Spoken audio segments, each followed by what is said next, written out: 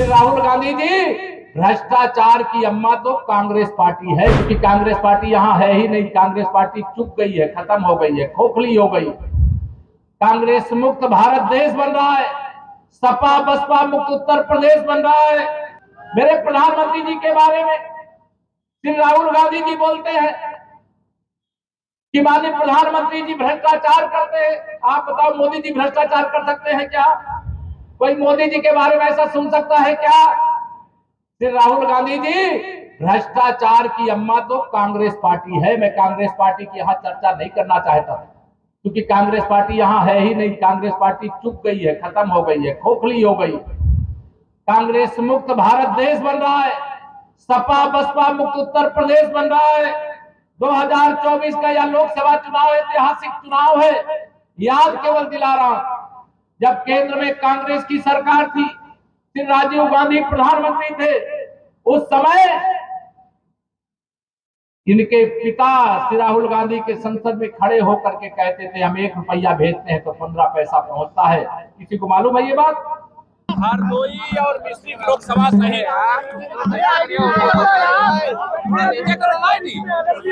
हरदोई और मिश्रिख लोकसभा सहित उत्तर प्रदेश की सभी 80 सीटें भारतीय जनता पार्टी जीत रही है।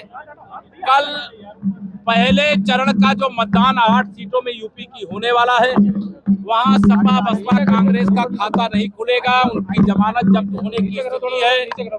उत्तर प्रदेश में ही नहीं, देश में माननीय मोदी जी की भाजपा की आंधी है, और उस आंधी का मुकाबला नहीं कर पाते हैं जब विपक्षी, चाहे वो कांग्रेस हो, चाहे सपा हो, चाहे बसपा हो, चाहे टीएमसी हो, तो कभी प्रधानमंत्री जी के बारे में, कभी मेरे बारे में, कभी हमारे नेताओं के बारे में, यह दलों के नेता अब शब्दों की बौछार करते हैं।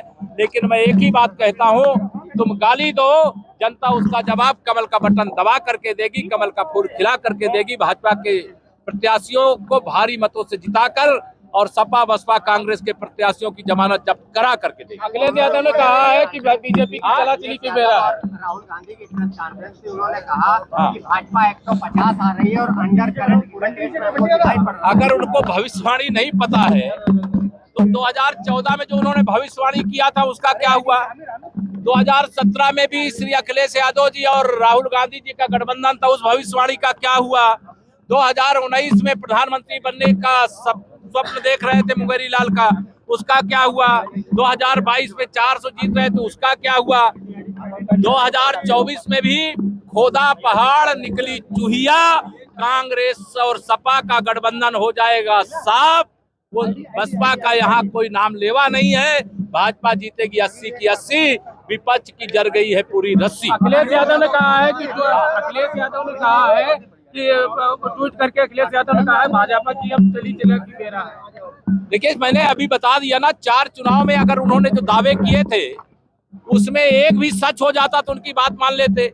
हमने 4 चुनाव में जो दावा किया था, 4 चुनाव के दावे सिद्ध हुए हैं। 5वें चुनाव का दावा है 370 प्लस देश में भाजपा जीतेगी, 400 प्लस भाजपा गठबंधन जीतेगा, और देश में तीसरी बार प्रचंड बहुमत की मोदी जी के नेतृत्व में सरकार बनेगी। लालू यादव की बेटी ने कहा है और वोटिंग तो अकेले दिखाई पड़ते हैं, निशाना उनका मोदी। उनके दर्द, अच्छा भाजपा के हमारे कौन से नेता है कौन नहीं है, इसका दर्द श्री अखिलेश जी को क्यों हो रहा है?